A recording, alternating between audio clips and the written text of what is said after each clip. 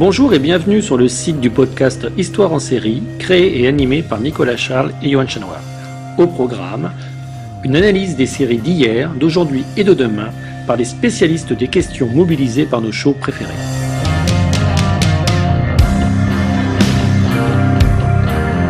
Histoire en série, c'est le podcast qui met en relation histoire, sciences humaines et séries.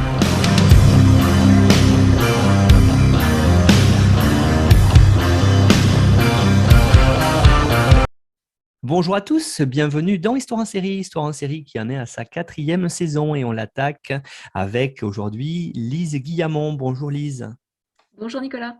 Alors Lise, vous allez venir nous parler d'une série qu'on a déjà traitée en partie dans Histoire en série, mais c'était que la saison 1. Vous venez nous traiter la saison 2 de la chronique des Bridgerton qui s'intitule saison Le Vicomte qui m'aimait. Alors c'est assez marrant pour le clin d'œil parce que la saison 1 a été aussi traitée par une Lise, Claire Lise Gaillard. Je renvoie à cette émission et vous en parlerez d'ailleurs un petit peu. Ce sont deux émissions tout à fait complémentaires. Alors Lise, je vous présente, vous êtes maîtresse de conférences en littérature britannique et postcoloniale à l'université de Versailles-Saint-Quentin, Paris-Saclay. Vous êtes l'auteur d'une thèse sur la question de la langue et ses transformations dans le roman indien d'expression anglaise, qui a donné lieu à plusieurs articles, notamment sur l'hybridité linguistique dans les romans de Salman Rushdie. Vous avez co-dirigé La modernité littéraire indienne, perspective postcoloniale en 2009 aux presses universitaires de Rennes, et vous avez également écrit des articles sur l'œuvre d'Amitav Ghosh. Vous intéressez aussi, Lise, en outre, depuis quelques années à la fiction d'empire et aux thèmes environnementaux dans la fiction indienne en anglais. Vous êtes membre du Centre d'histoire culturelle des sociétés contemporaines, le CHCSC de Paris-Saclay, et vous avez été visiting scholar à Stanford University en 2021-2022, donc tout récemment. Je pense, quand je vois votre biographie, Lise, que j'espère en tout cas que nous pourrons nous revoir après cette émission, parce que la richesse actuelle des séries indiennes devrait, j'espère, vous inspirer pour venir nous les présenter. Mais avec plaisir. Alors, je ne connais pas encore très bien, mais pourquoi pas.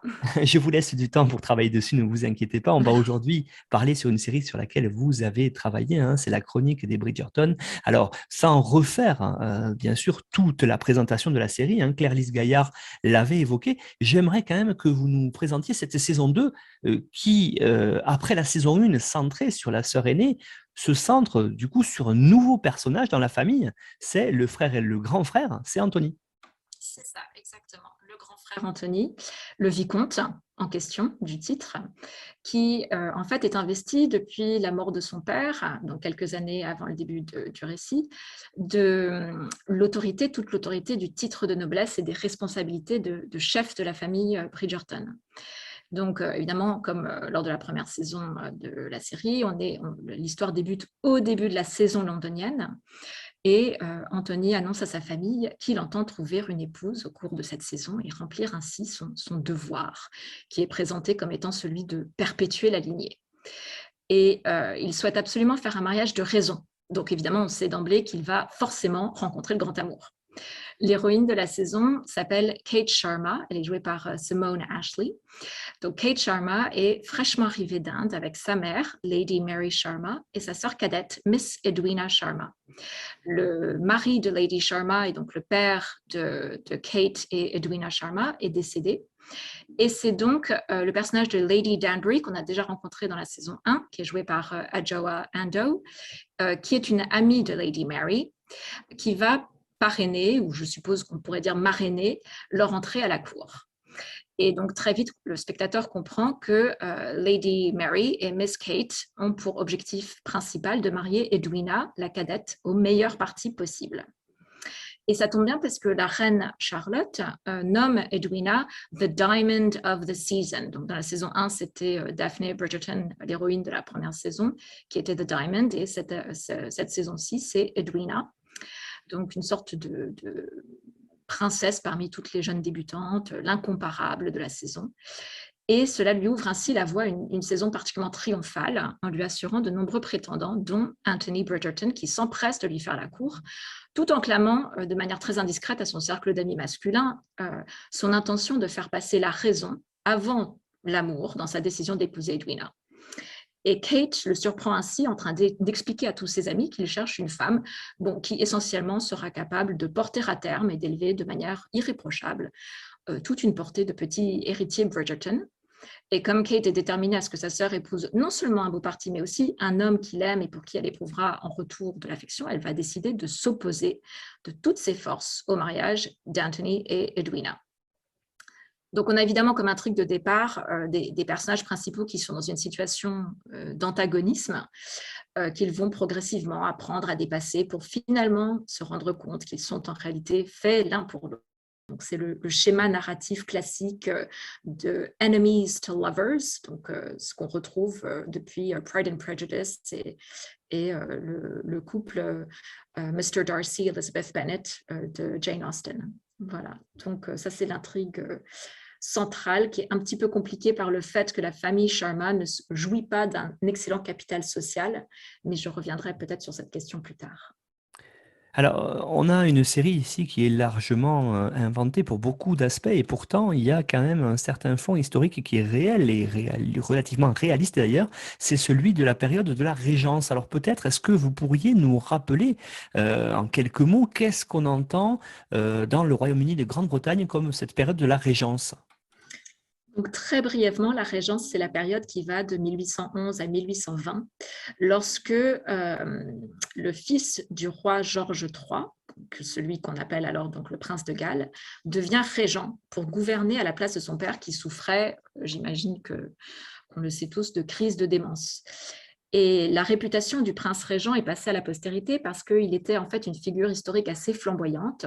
Il était connu pour son style vestimentaire très recherché, son goût des belles choses, ses extravagances. Par exemple, il avait fait construire le Brighton Pavilion à Brighton, donc dans le sud de l'Angleterre, avec ses fantaisies architecturales orientalistes, des salons de réception complètement immensissimes qui étaient décorés avec beaucoup de fastes. Et la Régence, donc à proprement parler, prend fin techniquement en 1820, à la mort de George III, lorsque donc le régent devient George IV. Mais culturellement, on englobe assez souvent la période qui va jusqu'à 1830, donc année de la mort de George IV, l'ex-régent, sous la formule un petit peu rapide de Regency England.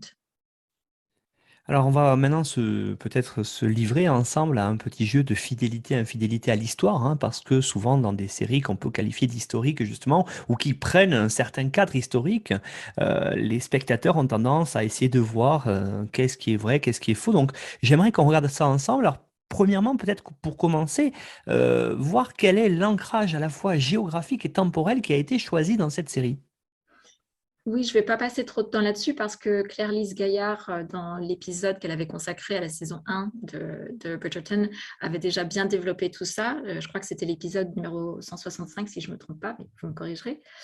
Donc, on retrouve l'essentiel de ces éléments historiques qu'elle avait identifiés de manière très, très pertinente et très claire. Donc, l'ancrage géographique, on est dans la haute société britannique qui passe la saison londonienne essentiellement dans le quartier de Mayfair à Londres. Donc, c'est dans le coin entre Hyde Park et St. James Park, donc entre Hyde Park, Piccadilly, Bond Street, qui est un quartier construit au XVIIIe et extrêmement en vogue à l'époque, notamment donc les maisons qui bordent Grosvenor Square. Et puis, je trouve que c'est amusant aussi de faire un petit rapprochement rapide pendant qu'on y est entre la saison londonienne, donc c'est la saison où la haute société quitte les maisons de campagne, leur propriété à la campagne, les country estates, pour se donner rendez-vous à Londres. Et en même temps, bien sûr, on retrouve aussi le terme de saison dans l'expression les saisons d'une série Netflix, par exemple. Et donc, chaque saison de la série va apparemment correspondre à une saison londonienne différente. En tout cas, c'est parti comme ça, visiblement. Donc, c'est une période de temps qui s'étire chaque année entre avril et octobre, et la haute société britannique migre vers Londres pour profiter d'une période de spectacles, de concerts, de bals, de fêtes dans des jardins de plaisance, etc. Et évidemment, c'est aussi l'occasion pour les jeunes gens célibataires, non mariés, de tenter de trouver un parti. Donc, il y a toujours un petit effet de semi-ironie narrative au début de la saison, lorsque la voix off de Lady Whistledown, qui est jouée par Julie Andrews, annonce le début d'une nouvelle saison Donc, c'est à la fois toujours une saison londonienne et une saison Netflix. Voilà, je trouve ça amusant. Oui, effectivement, c'est vrai que ce parallèle est tout à fait. D'ailleurs, je pense que vous le dites, vous le soulignez bien, hein, les créateurs de la série en jouent. Alors, j'aimerais qu'on arrive maintenant peut-être à ce que certains, qui a surpris certains, hein, qui ont oublié d'ailleurs peut-être que la Grande-Bretagne a été jusqu'en 1947 à la tête d'un immense empire, celui des Indes. Et donc, on voit dans la saison 2 arriver cette famille indienne, les Sharma. Alors, justement, là-dessus, qu'est-ce que vous qui connaissez bien la thématique, qu'est-ce qu'on peut en dire, hein, par rapport à cette héroïne finalement et sa famille qui viennent être enfin, chambouler, on va dire, la vie londonienne? Oui, j'ai trouvé ça assez vraiment intéressant, en tout cas, de tester les limites d'une certaine manière de cet effort mis en place par la série pour présenter des personnages qui ne soient pas nécessairement blancs, donc des personnages racisés. Et la présence de la famille Sharma en particulier au cœur de l'histoire est assez révélatrice à la fois de ce que Claire Lees a identifié comme des effets d'Uchronie recherchés par la série, et aussi des limites de cette stratégie narrative. D'abord parce que à la fois, on a bien toujours cette... enfin, l'Inde existe, mais l'histoire du rapport colonial entre l'Inde et la Grande-Bretagne est complètement gommée.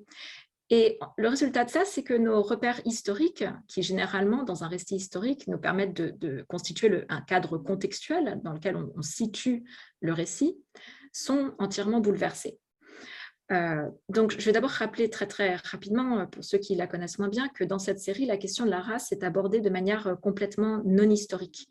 Donc, les personnages, tous les personnages de l'histoire évoluent dans un univers où les races, j'emploie le race en tant qu'enseignante d'anglais, donc au sens vraiment anglais du terme.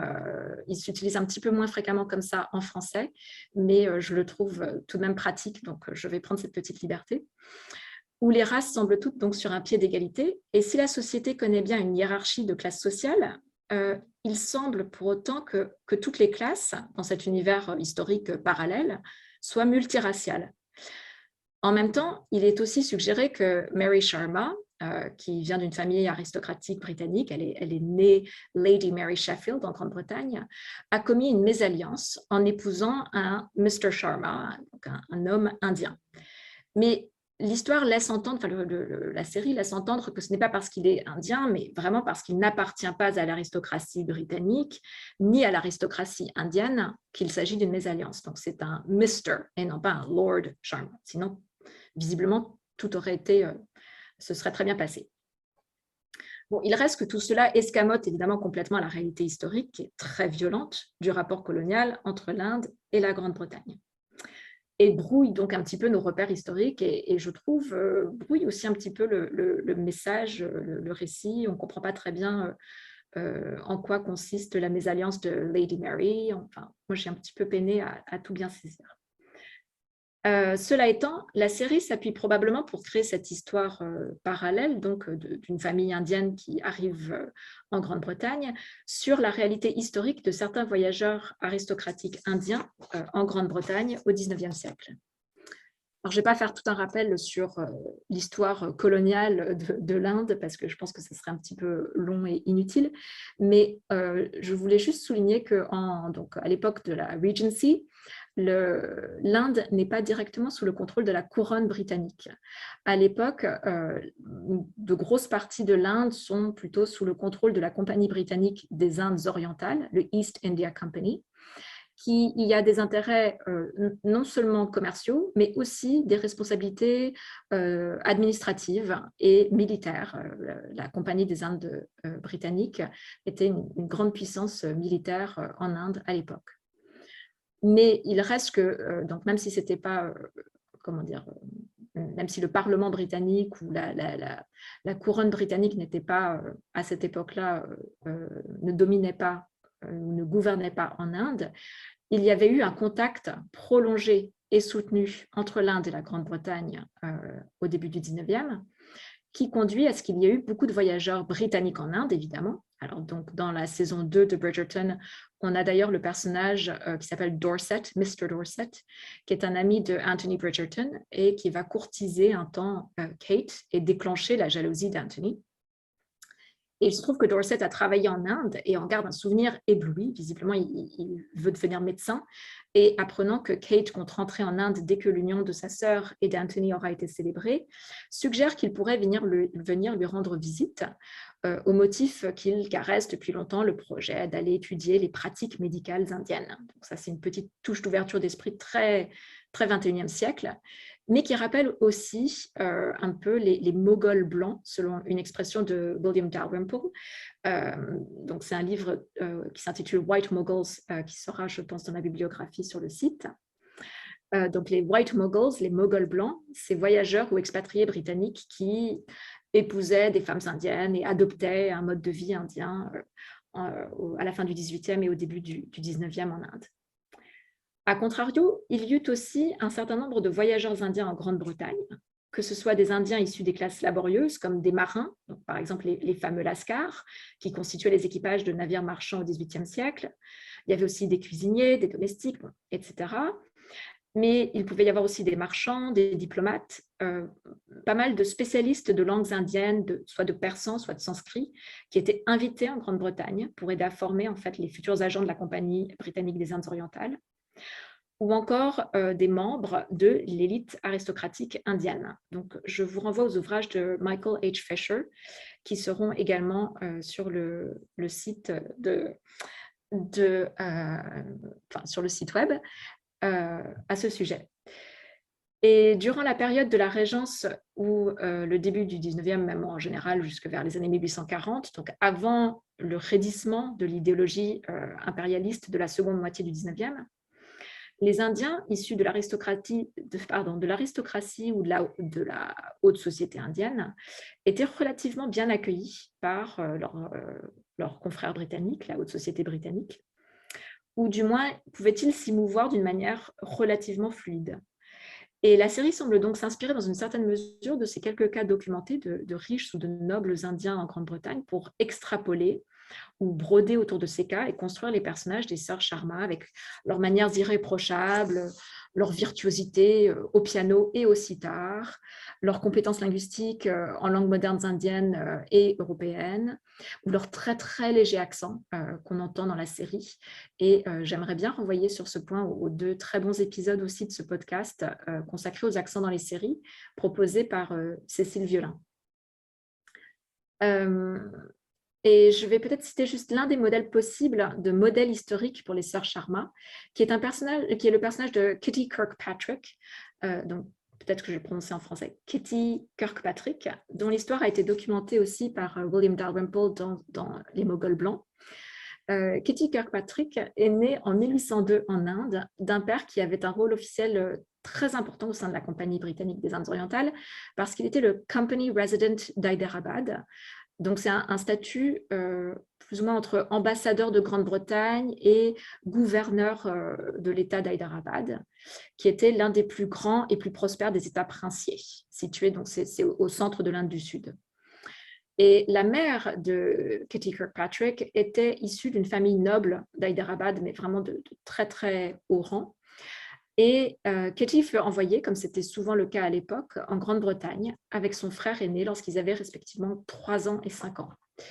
Et son père mourut très peu de temps après. Sa mère fut finalement spoliée des biens et de la fortune qui devaient lui revenir par le reste de sa famille à elle. Et elle mourut quelques années plus tard aussi, dans l'oubli et la pauvreté. Donc tout ça, c'est documenté par William Dalrymple. Kitty et son frère, en revanche, purent hériter de la fortune vraiment considérable de leur père, ce qui leur permit d'évoluer non pas dans les rangs de la très haute aristocratie britannique qu'on voit dans la série, mais dans des classes moyennes aisées et la grande bourgeoisie, où Kitty notamment remporta un véritable succès du fait de sa beauté et de sa vivacité d'esprit. Et elle fit même, nous explique William Dalrymple, la conquête du philosophe écossais Thomas Carlyle, qui renonça à l'épouser parce qu'il n'avait pas précisément de fortune assez importante pour pouvoir prétendre à sa main à elle. Elle ne retourna jamais en Inde, elle finit par se marier. Je vais noter aussi, parce que je trouve ça assez intéressant quand même, que le nom de naissance de Katie n'était pas du tout Katie ou Catherine, dont Katie est le diminutif, mais Nour ou Nissa, donc un nom musulman que sa famille abandonna complètement au moment où elle partit en Grande-Bretagne. Elle fut alors rebaptisée Catherine et elle n'utilisa plus du tout son nom indien. Et pour les petits parallèles, on note que dans Bridgerton, Kate Sharma s'appelle en réalité Katani Sharma. Donc c'est un nom que Anthony Bridgerton utilise au tout dernier épisode lorsqu'il lui demande officiellement sa main. Et Kate est justement un diminutif de Catherine, tout comme Katie. Sauf que ici, Kate devient un diminutif britannicisé, si j'ose dire, d'un nom indien. Donc là aussi, c'est comme si la période de la Régence était repassée à travers un tamis 21e siècle, qu'on revoyait les choses à l'aune de nos sensibilités actuelles. Je voudrais souligner par contre un décalage, bien sûr, entre la série et la réalité, un tout petit décalage. Il faut noter tout de même que la postérité a retenu de Katie Kirkpatrick sa peau très pâle et ses cheveux auburn, donc ses cheveux auburn, qui apparaissent dans plusieurs tableaux ou représentations d'elle, et que cela a certainement contribué à son acculturation et à être acceptée dans le milieu de la bourgeoisie britannique. Ainsi, le fait que sa mère venait d'un milieu social extrêmement riche et privilégié de la société indienne. Donc on peut supposer, je pense, que si, comme Kate Sharma, Katie avait eu la peau très foncée et des parents issus de milieux modestes, elle n'aurait certainement pas reçu le même accueil ou les mêmes sortes de privilèges que ceux que Kate reçoit dans la série. Et on note aussi que Katie fut contrainte de rompre tous les liens avec sa famille indienne, contrairement à Kate, et de gommer toute la part indienne de son identité. Je ne voudrais pas trop passer de temps là-dessus, mais un autre exemple de femme indienne issue d'une famille noble qui eut l'occasion de voyager en Europe est la dernière reine, la Begum de la région de l'Oudh, O-U-D-H. En anglais, on dit souvent aussi Awadh. C'est une partie de l'actuel Uttar Pradesh, Inde du Nord. Et elle est venue en Europe en 1800, à la fin des années 1850. Et je résume très rapidement, je n'explique pas pourquoi, je passe là-dessus, mais elle est morte à Paris en 1858 et elle est en réalité la première tombe musulmane au Père-Lachaise. Il y avait un petit mausolée moghol qui avait été érigé mais qui a été détruit, mais on peut encore trouver quand même donc, la stèle qui marque l'emplacement du tombeau de cette dernière reine d'Awadh au Père-Lachaise. Donc tout ça pour dire qu'on voit que comme dans la saison 1, la série s'inspire de réalités historiques, mais les passe au moulinet de nos sensibilités du 21e siècle pour en proposer une relecture qui est complètement uchronique. On est dans un univers parallèle où la race ne prédétermine plus le niveau de privilège social, où les différentes identités culturelles peuvent coexister, s'exprimer de manière fluide et harmonieuse, et où surtout toute la violence extrême du rapport colonial a été totalement gommée et effacée des rapports de force sociaux. Donc, on n'a plus du tout ces déséquilibres-là dans la série. C'est comme s'ils n'avaient jamais existé. Alors Lise, un autre exemple d'ailleurs de ce mécanisme et inspiration historique pour créer un personnage de fiction, j'aurais aimé que vous évoquiez maintenant le personnage de Will Mondrich, qui est un ancien boxeur qui décide d'ailleurs de fonder son propre club. Alors moi j'ai trouvé ce personnage plutôt bien vu parce qu'il permet d'introduire quelque chose de très important chez cette noblesse britannique, c'est la notion de sport, avec là aussi par contre le fait qu'on ait choisi un personnage racisé, c'est pas par hasard. Absolument. Et ça aussi, j'ai trouvé que c'était vraiment très intéressant. Mais du coup, il y a des fois où c'est choisi par hasard et d'autres fois où c'est pas par hasard. Là, c'est pas par hasard, en effet, vous avez raison. Donc, ça renvoie. Donc, on a ce personnage de Will Mondrich qui apparaît dès la première saison, qui est un boxeur et qui est noir, et qui renvoie à deux vrais personnages historiques de boxeurs qui, en fait, étaient tous les deux venus des colonies américaines ou des États-Unis, selon la date de leur naissance, et qui étaient nés en esclavage. Donc, l'un d'entre eux s'appelait Bill Richmond. Il est né en 1763 est mort en 1829, et l'autre, Tom Molyneux, né en 1784 et mort en 1818, donc Tom ayant d'ailleurs été l'élève de Bill au début, lorsqu'il venait d'arriver en Grande-Bretagne. Et donc, c'était deux boxeurs extrêmement célèbres à l'époque et qui avaient réussi à marquer en fait, la société britannique par leurs compétences de pugilistes. Ce qui est drôle, c'est que le personnage de Will Mondrich mélange en fait ces deux personnages-là, finalement de boxeurs qui ont réussi à trouver une émancipation de l'esclavage américain à travers voilà, cette carrière de boxeur en Grande-Bretagne. Et un autre personnage qui est le frère du célébrissime boxeur Jem Belcher. Donc son frère s'appelait Tom Belcher, qui était lui aussi un boxeur talentueux, mais beaucoup moins célèbre que Jem Belcher, et qui avait fondé un club, le Daffy Club, où les membres pouvaient se retrouver pour boire de l'alcool. Enfin, c'était uniquement pour les hommes, évidemment. Et donc, ils pouvaient se retrouver pour boire de l'alcool et parler boxe. Donc, il faut savoir que la boxe était un sport très, très à la mode parmi les classes aristocratiques britanniques à l'époque. Ce n'est pas forcément totalement intuitif, mais voilà, c'était le cas. Et donc, ça renvoie à ces clubs britanniques qui, bien sûr, étaient exclusivement réservés aux hommes et auxquels on ne pouvait être admis sans avoir montré patte blanche et avoir été accepté par tous les autres membres. Et les messieurs, les gentlemen, pouvaient y prendre leur repas, jouer aux cartes, fumer, discuter, lire le journal. Il y avait des chambres pour pouvoir passer la nuit, etc. Et donc, certains étaient un petit peu plus sélects que d'autres, évidemment, et pouvaient aussi avoir des colorations politiques ou artistiques ou sportives. Et donc, dans la série, ce personnage de boxeur qu'on rencontre dans la saison 1 uniquement comme boxeur, Will Mondrich, dans la saison 2, ouvre un club de gentlemen. Et donc essentiellement, voilà, coloration un petit peu sportive, il s'agit essentiellement de boire de l'alcool, lire le journal et parler sport.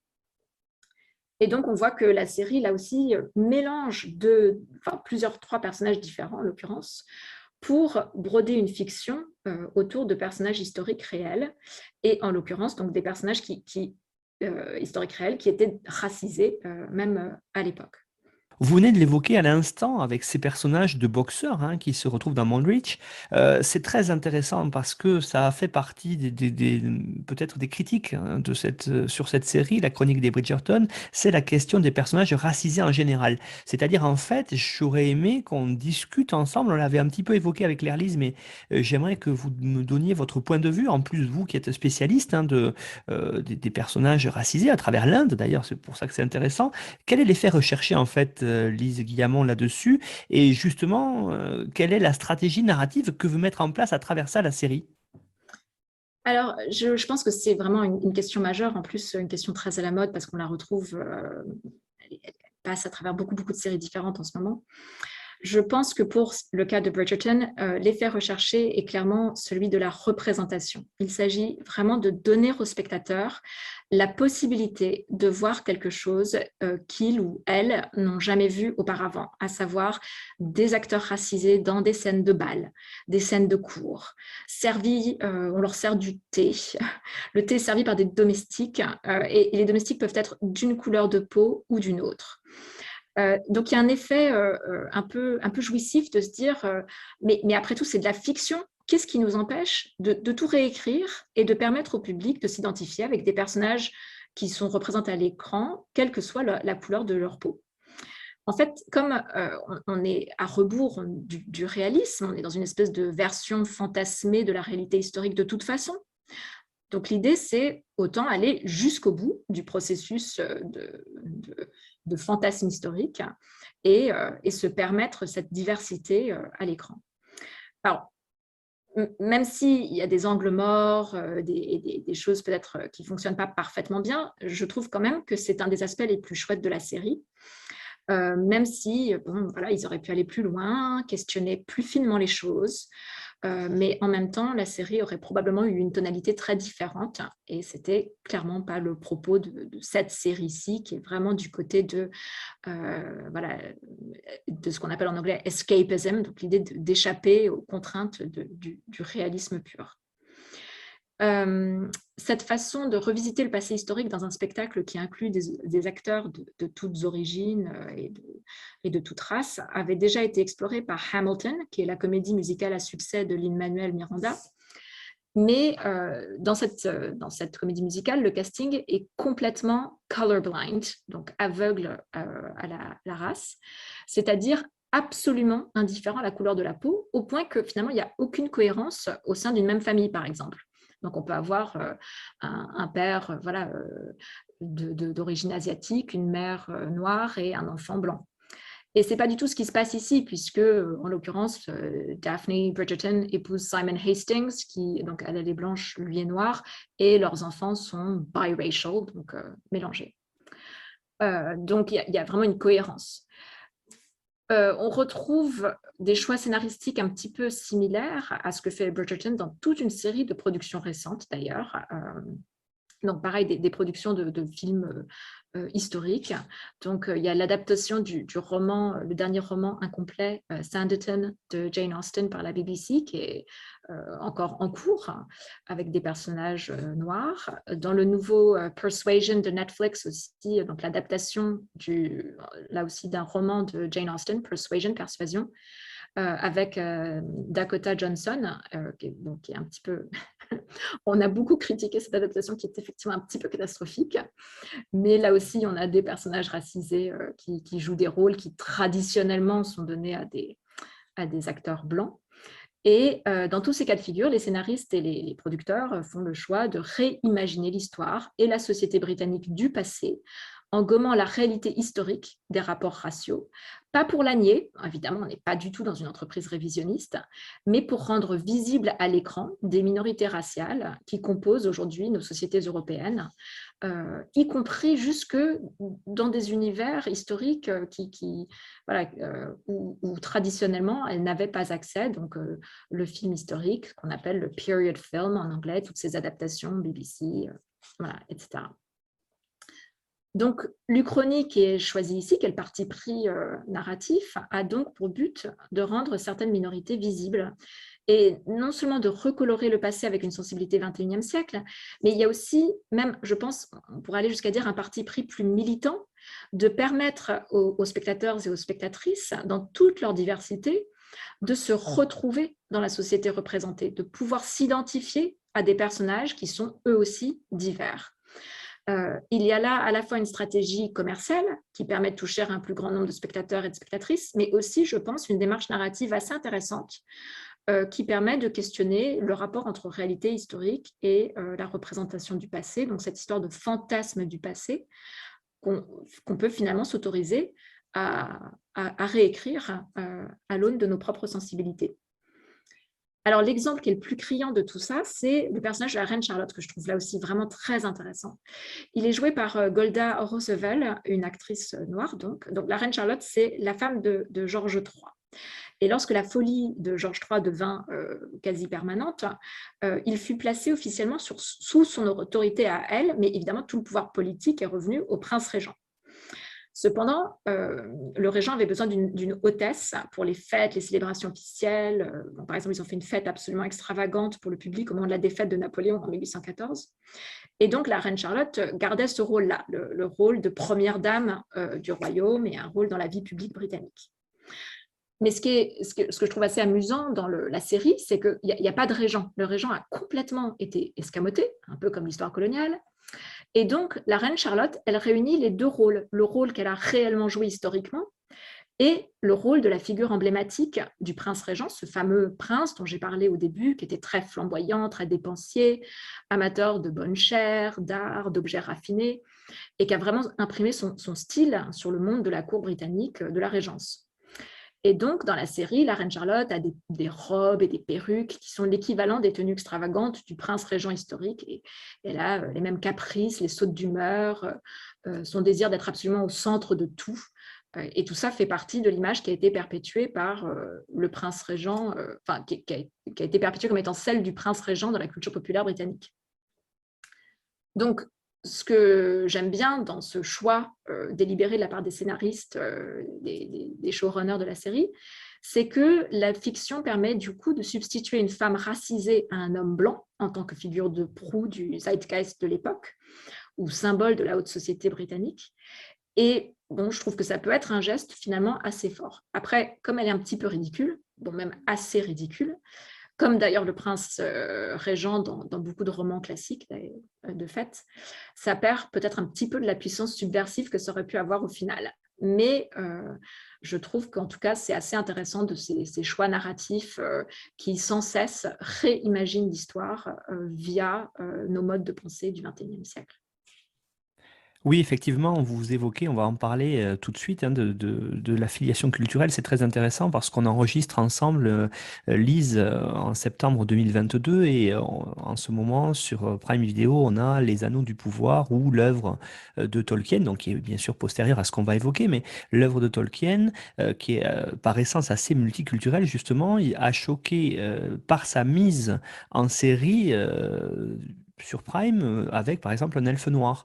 Il y a beaucoup de personnes se sont dit choquées là-dessus parce que les elfes devaient être blancs comme ça. Donc il y a quand même ce rapport-là introduit par les showrunners qui est très intéressant. Et vous l'avez dit, c'est pas par un but de subversion, c'est tout simplement que, et ça on l'évoque régulièrement dans l'histoire en série, les séries reflètent l'époque où elles sont tournées et cette volonté de mettre en avant de plus en plus ces personnes racisées vient faire écho aussi à tout ce qu'on entend depuis à nouveau quelques années avec tout ce qui se passe aux États-Unis, notamment avec George Floyd. Et là, il y a un vrai retour là-dessus.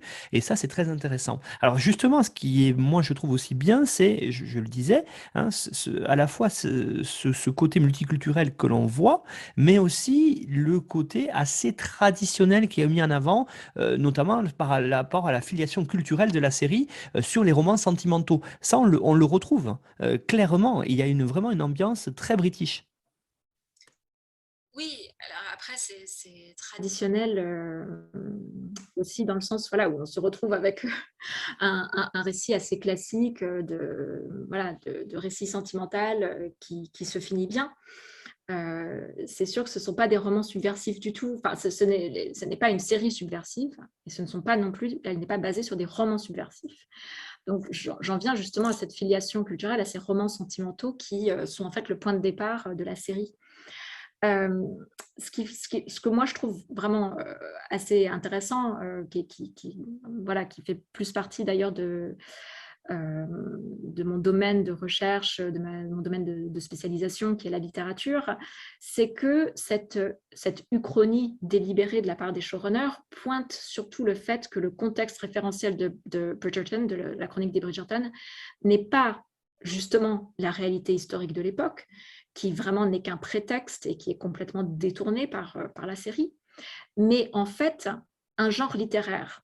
Donc la série renvoie non pas à une histoire, non pas à la vraie histoire, mais à une première version de cette histoire qui est littéraire et qui passe par un genre littéraire qu'on appelle le Regency Romance en anglais, le roman sentimental de la Régence.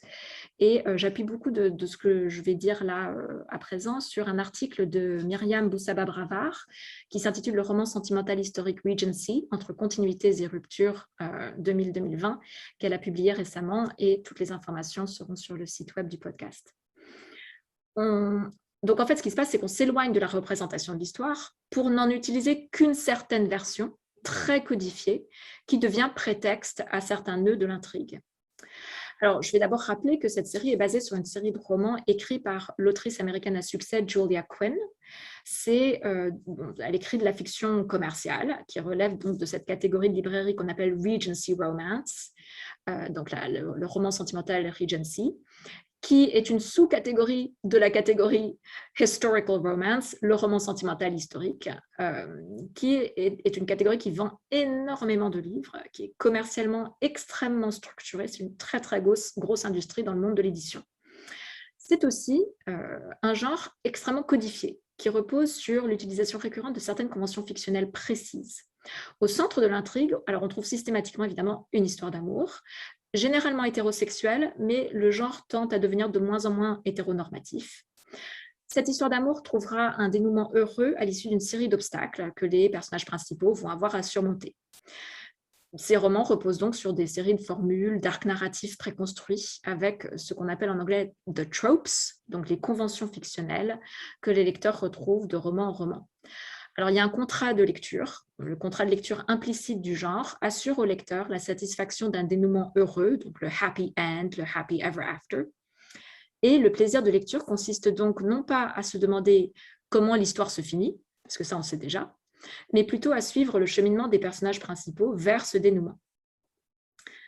Ce que je trouve toujours intéressant, c'est qu'on retrouve les mêmes motifs, intrigues ou schémas narratifs d'un roman à l'autre et qu'on peut s'amuser à tracer une lignée littéraire qui va de Jane Austen, donc, qui est née en 1775 et morte en 1817, donc qui est vraiment contemporaine de la Régence, et dont les romans sont en quelque sorte fondateurs de ce genre, jusqu'au Regency romance contemporain, et qui trouve son expression à l'écran dans Bridgerton. En d'autres termes, encore une fois, la série ne renvoie pas du tout directement à la réalité historique de la période, mais à un monde fictionnel qui est déjà écrit, déjà codifié, et qui ne s'inspire plus que très indirectement de ce moment historique réel. Donc, pour le redire encore en d'autres mots, la situation référentielle n'est pas le réel, mais une autre fiction qui précodifie l'espace, les personnages, les dialogues, les intrigues, les obstacles, etc. Et donc, moi, je pense que l'Uchronie, qui est choisie par les showrunners de Bridgerton, me semble aussi être le résultat de cette surcodification littéraire, en fait. Parce qu'on passe d'abord par Jane Austen, qui est un peu le texte fondateur ou primordial, et ensuite, ils ont été...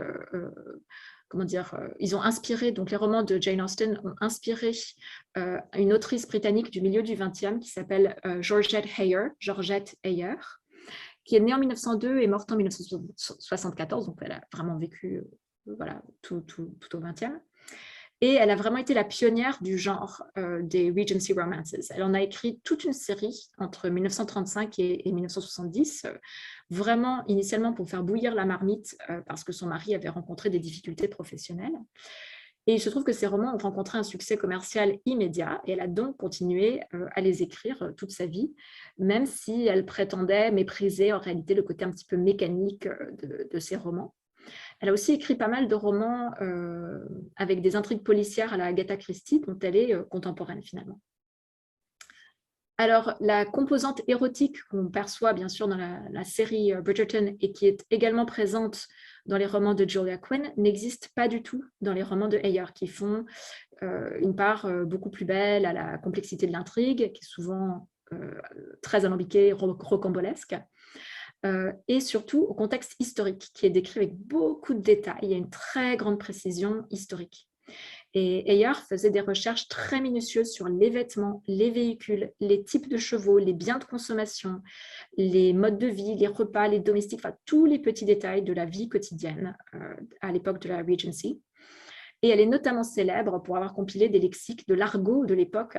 Et ses dialogues sont hyper drôles et savoureux parce qu'elle convoque très habilement cet argot en le mêlant à des situations hautement improbables et des personnages absolument excentriques, le tout avec un humour tout britannique. Donc on peut dire que Heyer s'inspire de Austen dans le sens où elle lui emprunte le contexte historique qui sert d'arrière-fond à des récits qui incluent systématiquement une intrigue sentimentale avec un dénouement heureux.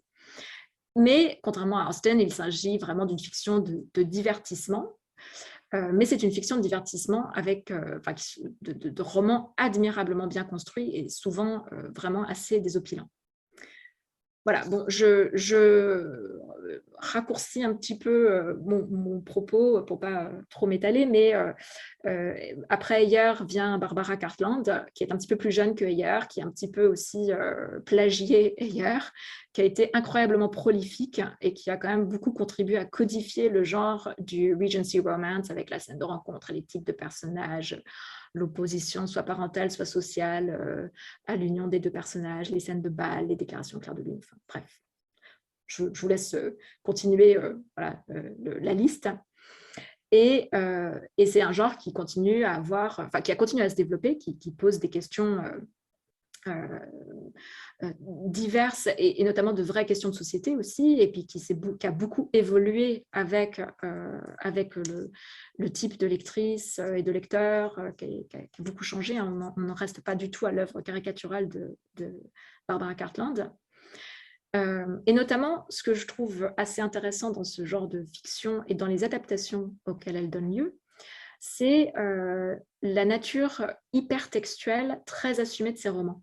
Alors ici, j'emprunte un vocabulaire un peu technique, c'est le vocabulaire de Gérard Genette dans Palimpseste, la littérature au second degré, donc un ouvrage qu'il a publié en 1982, où il explique que dans tout texte littéraire, on peut trouver, pour simplifier un peu, des traces de textes antérieurs. Donc, dans le cas qui nous occupe ici, la relation de l'hypertexte contemporain à l'hypotexte en amont, disons Austen et Ayer, est explicite et même revendiquée. Et pour le dire en d'autres termes, les romans ou les adaptations de Regency Romance ne cessent de se faire des petits clins d'œil, et ça devient même un jeu de piste pour les lecteurs et les lectrices que d'aller repérer les références implicites. Donc, on a cet univers social très codifié avec les danses, les rencontres, les comportements qui sont autorisés en fonction de la classe, de l'âge, du sexe des personnes, qui fait l'objet d'une surcodification littéraire qui est passée par Austen, Heyer, Cartland et toutes les romancières ou romanciers contemporains et contemporaines de ce genre. Voilà, donc par exemple, les scènes de rencontre deviennent généralement le lieu d'un malentendu initial ou d'un mauvais départ, ou au contraire d'un coup de foudre qui sera contrarié par la suite des événements. On a des comportements attendus qui sont dictés par les conventions sociales et qui ouvrent donc la possibilité de différentes formes de transgression et donc aussi la possibilité de la compromission, d'exposer la réputation d'une jeune femme aux jugements moraux de la bonne société. On a aussi toujours des scènes de danse. Donc la scène de danse, c'est un moment qui est un peu complexe à l'intersection du privé et du public chez Austen, mais dans ses romans, elles deviennent, dans les romans plus contemporains, elles deviennent un raccourci qui signale souvent une scène de séduction ou un moment d'approfondissement des liens romantiques ou émotionnels entre les personnages. Alors justement, Lise, vous qui êtes une lectrice avertie de ces romans et qui avez regardé avec un œil très aiguisé cette saison 2 de la chronique des Bridgerton, dites-nous quels sont les clins d'œil à Jane Austen, hein, notamment à l'ouvrage Pride and Prejudice. Comment est-ce qu'on voit ça dans la chronique des Bridgerton? Alors, il y a beaucoup de clins d'œil à Austen en général, mais effectivement, je vais juste me concentrer simplement sur Pride and Prejudice, qui est le plus évident. On a notamment déjà les personnages antagonistes qui finissent par comprendre qu'ils sont faits l'un pour l'autre, dans ce que tout à l'heure j'appelais enemies to lovers. Et puis, de manière assez intéressante, je trouve la thématique financière qui est centrale et qui domine la quête d'un parti à épouser. Donc, Pride and Prejudice commence, comme tous les profs d'anglais savent, par It is a truth universally acknowledged that a single man in possession of a large fortune must be in want of a wife. Donc, tout jeune homme célibataire doté d'une très large fortune doit de trouver une épouse. Et donc, la saison démarre avec Anthony Bridgerton, qui est un jeune homme doté d'une belle fortune et qui cherche une épouse. Et puis, bien sûr, dans Pride and Prejudice, les filles Bennet sont beaucoup moins fortuneuses, enfin, elles n'ont pas de belle fortune, et donc elles doivent impérativement se marier. Et plus les aînés se marieront bien, plus les cadettes auront de chances de trouver un beau parti. Donc, il y a une énorme pression économique qu'on retrouve dans les personnages de Kate et d'Edwina, qui sont nettement moins fortunés que les Bridgerton, et cette insistance que Edwina doit absolument faire un bon mariage si elle veut déjà subvenir à ses propres besoins, mais aussi rentrer dans le giron de la famille maternelle. Il y a toute une intrigue secondaire là qui est un petit peu complexe, je ne vais pas creuser plus, mais en tout cas, il y a cet impératif et cette urgence économique et financière à trouver un beau parti pour une femme qui était dotée de peu de moyens à l'époque. Il y a aussi un autre clin d'œil à Pride and Prejudice qui renvoie en fait à une adaptation de Orgueil et Préjugés, l'adaptation BBC de 1995, celle en 5 épisodes réalisée par Andrew Davies et qui est vraiment considérée comme un classique du genre. Il y a un passage particulièrement célèbre et qui n'est absolument pas présent dans le roman de Jane Austen, lorsque Colin Firth, qui joue Mr. Darcy, plonge dans un étang pour se rafraîchir et émerge avec une chemise en lin blanc plastronnée contre son torse. Et cette scène est rejouée de manière très méta dans une autre série adaptée, enfin c'est pas une adaptation, mais c'est une référence à Austen qui s'appelle Lost in Austen, une série qui est sortie en 2008, où une héroïne contemporaine est transportée dans le passé, dans l'univers de Pride and Prejudice, pour être précise, et elle rencontre Mr. Darcy, avec qui elle noue une relation amoureuse. Et lorsqu'il lui déclare sa flamme, elle lui demande de sauter dans le lac, et, évidemment, et elle le contemple d'un œil admiratif et avec un sourire annonce « I am having a bit of a strange postmodern moment here. » Je vis un étrange moment postmoderne. Donc, on voit bien la déconstruction par cette série de 2008 d'une convention qui était devenue déjà artificielle pour signifier la naissance du désir féminin dans un récit austinien. Et dans Bridgerton, dans la saison 2, quand à un moment donné, j'ai oublié de noter l'épisode malheureusement, quand Anthony Bridgerton tombe dans un lac et émerge tout dégoulinant avec sa chemise transparente plaquée sur le torse, et que Kate Sharma ne peut détourner le regard, alors même qu'elle enjoint à sa sœur de ne surtout pas regarder parce que ce n'est pas correct, c'est évidemment un clin d'œil appuyé à un autre clin d'œil qui renvoie à une première interprétation filmée en mode sériel d'un roman où cette fameuse scène du lac, en fait, ne figure pas du tout, puisque ce n'est pas du tout austinien comme scène. Donc, je trouve que dans cet exemple, on voit vraiment bien comment on a affaire à un mécanisme de rapport hypertextuel avec un hypotexte originel, qui est Pride and Prejudice, qui a ensuite essaimé une quantité assez folle d'hypertextes audiovisuels qui s'emballent et qui ne cessent de proliférer. Un autre exemple de clin d'œil qui n'est pas purement à Pride and Prejudice, mais qui est un clin d'œil plus général à ce type de roman, c'est que c'est la stratégie métafictionnelle. Donc, dans Bridgerton, on a ce personnage de Penelope Featherington qui est la plume derrière la gazette de Lady Whistledown. Et on a aussi le personnage de Eloise Bridgerton qui aspire elle aussi à une vie intellectuelle faite essentiellement de lecture et d'écriture.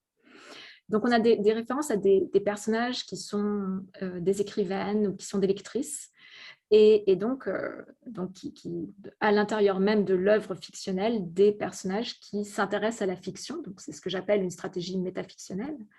Et ce procédé narratif, on le retrouve dans énormément de romans qui font partie de ce genre littéraire.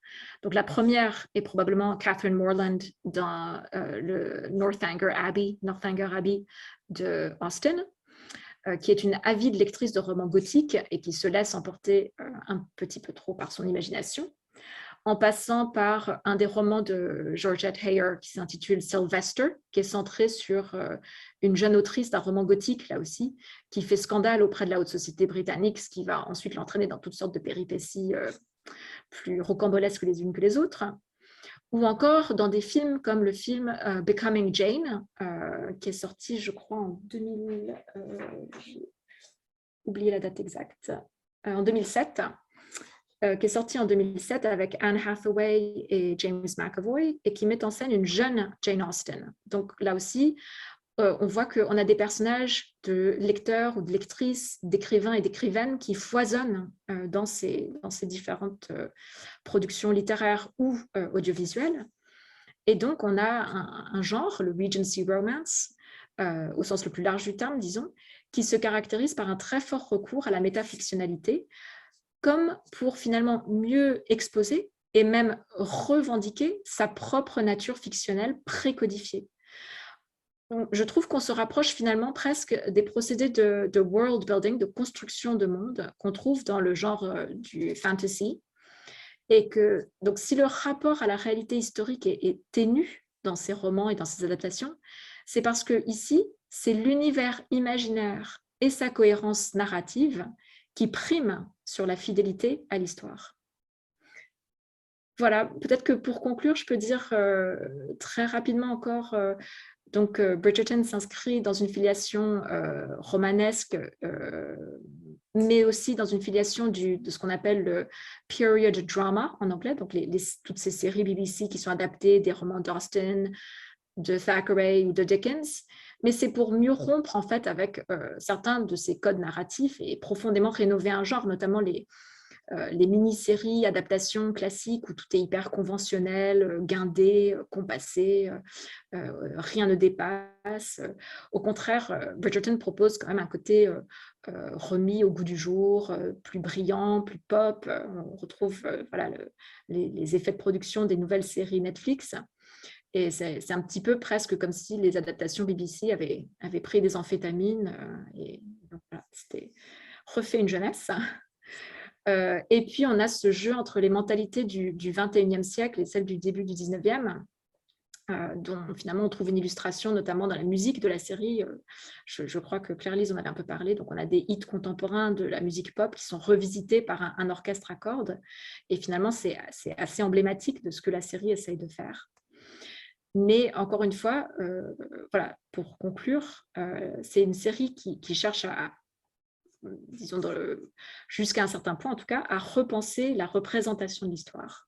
Et il ne s'agit vraiment pas de rechercher la fidélité ou l'exactitude historique, mais de s'appuyer sur des fictions préexistantes pour proposer une version réimaginée d'un passé historique vraiment fantasmé. Merci beaucoup, Lise Guillamant, pour cette évocation de la saison 2, en particulier donc de la chronique de Bridgerton, où on a évoqué beaucoup de littérature et aussi beaucoup de monde indien. Ça tombe bien, c'était au cœur de cette saison et c'est aussi votre spécialité à vous. Alors, vous l'avez dit, tout au long de l'émission, vous avez fourni une bibliographie indicative qui permettra aux auditeurs et auditrices d'aller plus loin vers certaines thématiques que vous avez évoquées. On la retrouve sur la page de l'émission, sur notre site internet histoireensérie.com. Voilà, comme je le disais à l'introduction, j'espère vous retrouver bientôt pour une nouvelle émission, pourquoi pas en rapport avec soit la littérature ou alors peut-être la littérature et l'Inde. À bientôt et merci Lise. Pourquoi pas, merci beaucoup Nicolas, au revoir.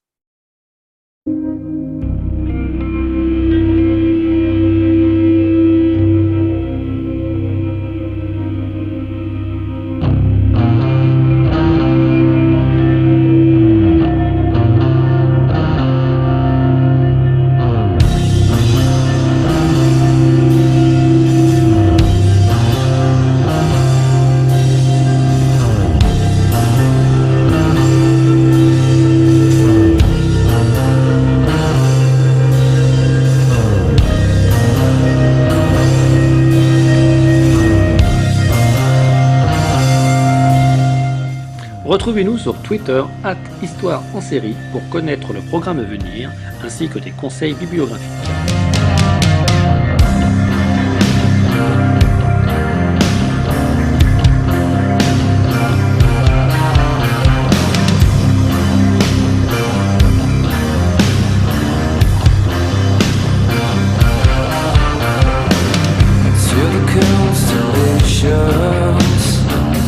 Travel launches to clean.